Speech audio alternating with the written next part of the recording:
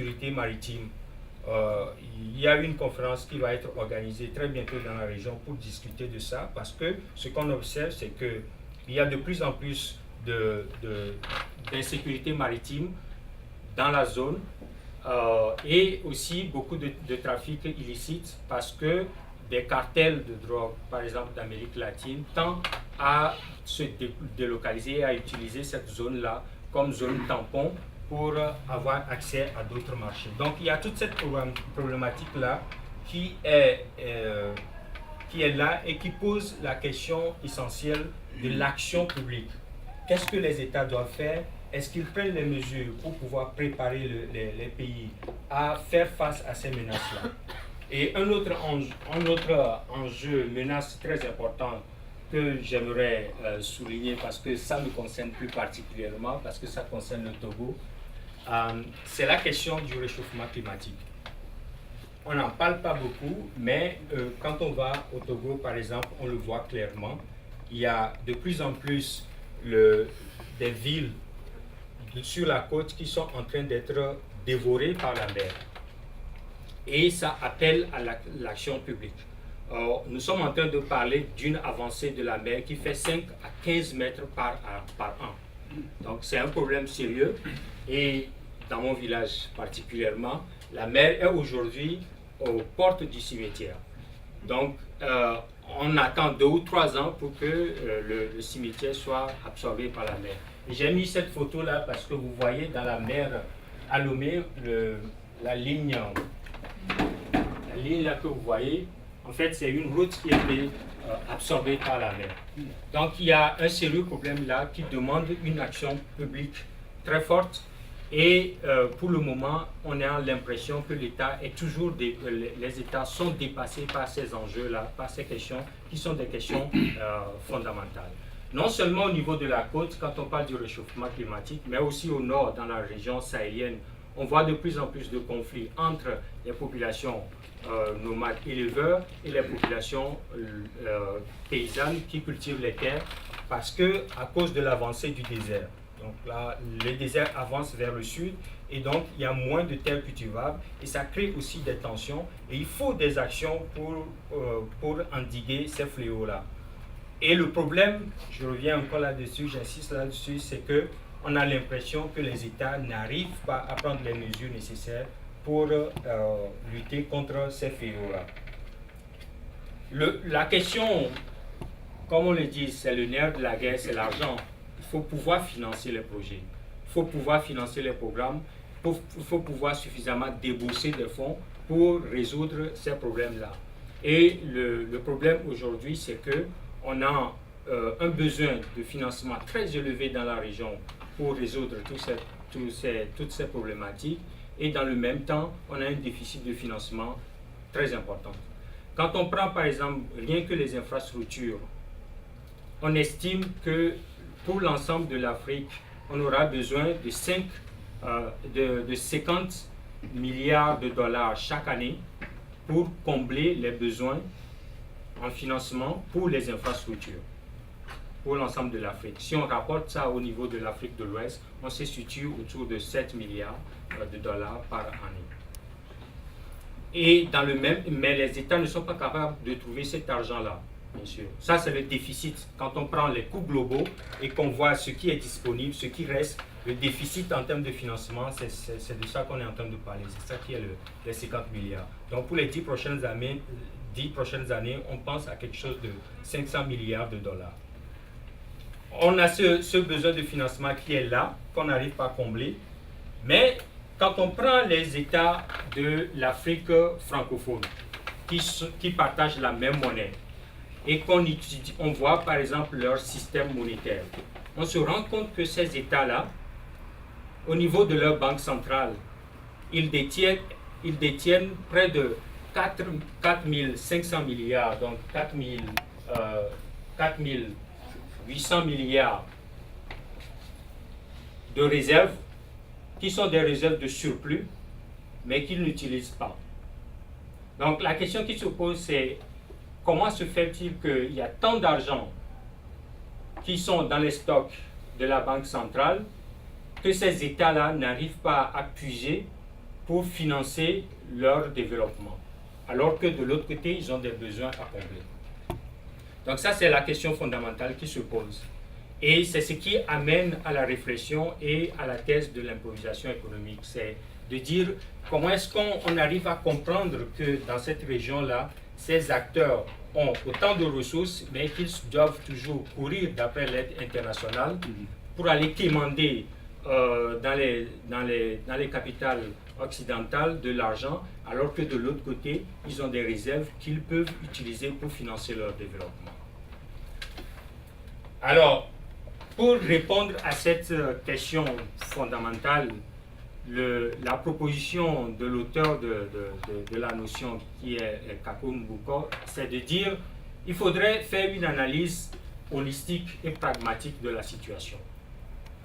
Pourquoi holistique? Parce qu'on a tendance souvent, quand on analyse la situation économique en Afrique, de mettre l'accent sur le caractère, de victimiser un peu l'Afrique, de dire, bon, ok, c'est parce qu'on est dominé, c'est parce qu'on a été colonisé, c'est parce qu'on a été l'objet d'esclavage, etc. Et donc, on met l'accent sur ça. Et en théorie de développement, en économie de développement, on a la théorie de la dépendance qui a été élaborée pour expliquer comment la périphérie et le centre exploitent la périphérie pour se développer. Et donc, cette théorie-là a servi à expliquer pendant très longtemps le sous-développement de ces pays-là. La position de l'auteur, c'est de dire, oui, il y a une part de vérité là-dessus, là-dedans, mais il faut aller beaucoup plus loin que ça. Et donc, l'analyse, c'est de dire, il faut prendre tous les acteurs et de expliquer, voir un peu ces acteurs-là, quelles sont leurs motivations. Et à travers ces motivations-là, on arrive à voir quelles sont leurs stratégies et pourquoi ils font les choix et à quoi est-ce que répondent ces choix-là, quelles sont les motivations qui sont derrière ces choix-là. Et pour pouvoir le faire, il faut prendre en compte le contexte. Okay? Donc il faut prendre en compte l'environnement dans lequel ils se situent, donc les contraintes auxquelles ils font face lorsqu'ils font leur choix. Donc en gros, c'est une approche, une manière, un cadre analytique de l'action publique qui veut mettre l'accent sur ces trois éléments-là. Les acteurs, leur motivation, les caractéristiques ou contraintes de l'environnement et les stratégies de ces acteurs-là, pour pouvoir définir un peu ce qu'est le jeu de ces acteurs-là dans la mise en œuvre de ces actions-là. Ce qui est important ici, c'est que ça ne veut plus dire qu'il y a quelqu'un qui est totalement fautif et que l'autre est victime, mais ça veut dire qu'il y a un partage de responsabilité, parce que celui qui est victime est aussi acteur, il a ses motivations, il fait ses choix sur la base des contraintes qu'il a, aussi bien que celui qui est le dominant. Donc c'est un peu l'approche qui est adoptée ici. Et donc, quand on la ramène au contexte de la politique monétaire, on essaie de voir quels sont les acteurs de la politique monétaire dans la zone. Et le premier acteur, c'est évidemment le Trésor français. Donc le Trésor français, dans le système monétaire, a l'objectif de garantir le système, de s'assurer que le système fonctionne. Et ça, c'est très important parce qu'il faut comprendre que le système franc CFA, le système monétaire dont nous sommes en train de parler, a été mis en place dans un contexte particulier. 1945, décembre 1945, à la suite de la Deuxième Guerre mondiale, où les États ont commencé à réclamer leur autodétermination, donc leur indépendance. Donc le franc CFA a été conçu pour essayer de les réorganiser dans un système monétaire où la puissance métropole pourrait continuer à avoir un certain pouvoir, un certain contrôle sur leur politique monétaire. Et quand on parle de politique monétaire, on parle en même temps de politique budgétaire. La Grèce nous a suffisamment montré que si vous donnez votre souveraineté monétaire, vous confiez votre souveraineté monétaire à une entité tierce, c'est que vous perdez aussi votre liberté de financement au niveau du budget, parce que vous ne pouvez pas utiliser votre budget n'importe comment, parce qu'il y a des contraintes à respecter quand vous n'avez pas la souveraineté monétaire. Donc, le fait de mettre ces pays-là dans le giron d'un seul système monétaire permettait en même temps de s'assurer un certain contrôle sur leur affectation budgétaire. Et pour pouvoir le faire, donc, il y a un certain nombre de règles qui ont été définies, qui impliquent des droits et des devoirs. Donc, au niveau du Trésor français, c'est qu'on assure la libre convertibilité du franc CFA. Ça veut dire que le franc CFA, quand vous l'apprenez, vous pouvez l'échanger très librement avec l'euro. Mais bon, avec quelques critiques, du moment que vous êtes dans la zone, ça passe, mais dès que vous sortez de la zone, ça ne marche plus. Mais au moins, le principe est là. On pense que on a la libre convertibilité, c'est-à-dire on prend le franc CFA, on peut l'échanger très aisément avec l'euro. Et l'euro garantit la convertibilité avec les autres monnaies. Donc, le franc CFA avant, le franc français avant et actuellement l'euro. Donc, ça garantit la convertibilité avec les autres monnaies. Ça veut dire que vous prenez le franc CFA, vous l'échangez contre l'euro et la banque, le Trésor français se charge d'acquérir les devises dont les pays ont besoin pour échanger avec les autres pays au monde. Donc, par exemple, c'est les réserves extérieures, donc les devises en termes de dollars canadiens ou de dollars américains dont ces pays-là ont besoin, sont fournies par la France qui assure la convertibilité entre le franc CFA et ces autres monnaies qui ne sont pas des monnaies de la zone.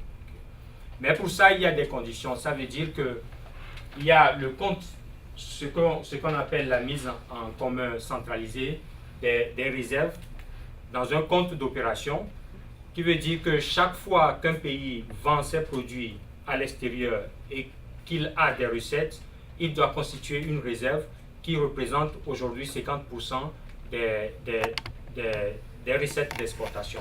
Avant, c'était 65, on l'a ramené à 50. Donc, ça veut dire que chaque fois que ces pays-là vendent leurs produits à l'exportation, ils déposent 50% de ces recettes-là dans le compte d'opération pour pouvoir garantir la convertibilité du franc CFA. Donc, c'est cet argent-là qui est mis de côté, qui est aujourd'hui en excédent. Pourquoi? Parce que, en fait, l'exigence, c'est que vous mettez 60% de vos exportations en devises, des recettes en devises, vous les mettez de côté. Et ensuite, pour l'émission monétaire, vous n'avez besoin que de couvrir 20% des émissions monétaires. Donc, ça veut dire que si vous aviez une masse monétaire qui est de 100%, qui est de 100, vous n'avez besoin en fait que d'avoir dans vos réserves 20 dollars. Donc, vous avez une émission monétaire de 100, vous n'avez besoin que d'avoir 20 dollars dans vos caisses comme réserve. Maintenant, ce qu'on observe, c'est que en fait, ces pays-là ont tellement constitué de réserves qu'ils en sont à 110-115% de leur émission monétaire. Donc, ça veut dire qu'ils ont plus d'argent en caisse que en fait, ce qu'ils reçoivent pour échanger avec les autres pays au monde. Et c'est ça où se situe le problème. On se demande pourquoi est-ce qu'on continue à constituer ces réserves-là. Et donc ça, le rôle du Trésor français, c'est de s'assurer que ces mécanismes-là sont respectés. Mais le Trésor français est juste membre du conseil d'administration au niveau de l'Union. Donc ce n'est pas le Trésor français qui va dans les pays pour obliger les pays à respecter les critères qui sont là. Il y a un autre acteur qui a la délégation de pouvoir pour s'assurer de ça, qui est la Banque centrale des États de l'Afrique de l'Ouest, et qui est aujourd'hui doté de la souveraineté de mettre en œuvre ces politiques monétaires-là. Donc, les réserves sont au niveau du Trésor français, mais c'est la Banque centrale qui met en œuvre la politique monétaire et qui la définit. La Banque centrale était auparavant à Paris, On avait critiqué la zone, on avait critiqué la France, on a dit que la France était injuste et tout. Et on a décidé de délocaliser la banque, on l'a ramenée, on l'a africanisée. Donc on l'a ramenée à Dakar. Et donc c'est à partir de Dakar maintenant que la Banque centrale met en œuvre les politiques monétaires. Mais ce qui est embêtant, c'est que c'est en observant les critères que la Banque centrale elle-même a définis pour la réglementation des politiques monétaires de ces pays-là. Donc il y a un ensemble de critères qu'on appelle le pacte de convergence, donc le pacte de convergence et de stabilité, qui est en fait un accord entre l'ensemble des pays sur les éléments qu'ils doivent respecter, les disciplines budgétaires qu'ils doivent respecter. Et un de ces critères-là, c'est le solde budgétaire de base, qui est en fait le solde de l'ensemble des recettes et grosso modo l'ensemble des recettes et l'ensemble des dépenses de l'État hors don. Donc on ne tient pas compte de l'aide publique que vous avez reçue, on tient compte juste de ce que vous aviez comme recettes à travers vos activités et ce que vous aviez fait comme dépenses, sans compter les aides que vous aviez reçues. Et l'exigence, c'est qu'il ne doit pas avoir de déficit. Vous avez une contrainte très importante là parce que les États n'ont aucun droit d'avoir des déficits sur la base de ce solde-là. Et ce qui est aberrant, c'est qu'on dit, mais si on pouvait donner plus de latitude à ces États-là en incluant dans le solde budgétaire les dons, parce qu'ils reçoivent quand même du financement extérieur. Vous avez des pays qui sont financés, qui ont leur budget sont couverts par 40-60% par l'aide extérieure. Donc si au moins on leur donne la latitude de calculer l'aide extérieure dans le solde budgétaire, ils auront plus de marge de manœuvre au niveau de la mise en œuvre de politique. Donc le fait de ne pas de tenir compte du solde budgétaire de base, or de l'utiliser comme critère de convergence, ça pose un problème très important en termes de marge de manœuvre qu'ont ces États-là pour mener des politiques mixtes, c'est-à-dire pour tenir compte de l'équilibre entre la politique budgétaire et la politique monétaire. Quand on prend par exemple les États-Unis, on a vu à travers la crise, la Réserve fédérale a joué un rôle très interventionniste sur le marché pour soutenir l'action du gouvernement. On a baissé le taux d'intérêt jusqu'à atteindre un plancher. On a financé le trésor public pour pouvoir permettre à l'État de mettre en œuvre ces dépenses-là. Mais ici, au niveau de la Banque centrale ouest-africaine, il y a une autre réglementation qui interdit à ces États-là de recevoir des financements directement de la Banque centrale. C'est très grave parce que ces États, au niveau du marché financier, vous le savez, sont constitués comme des États à risque. Aucun de ces États n'a une cotation A3A ou AA sur le marché financier. Donc, en gros, dès qu'ils vont sur le marché financier, ils se font financer sur des taux très élevés. Mais le fait de ne pas avoir la possibilité de faire recours à la Banque centrale pour financer un certain nombre de choses, ça les oblige à aller sur le marché. Donc, ça accroît la possibilité de s'endetter, d'être surendetté au niveau du marché financier.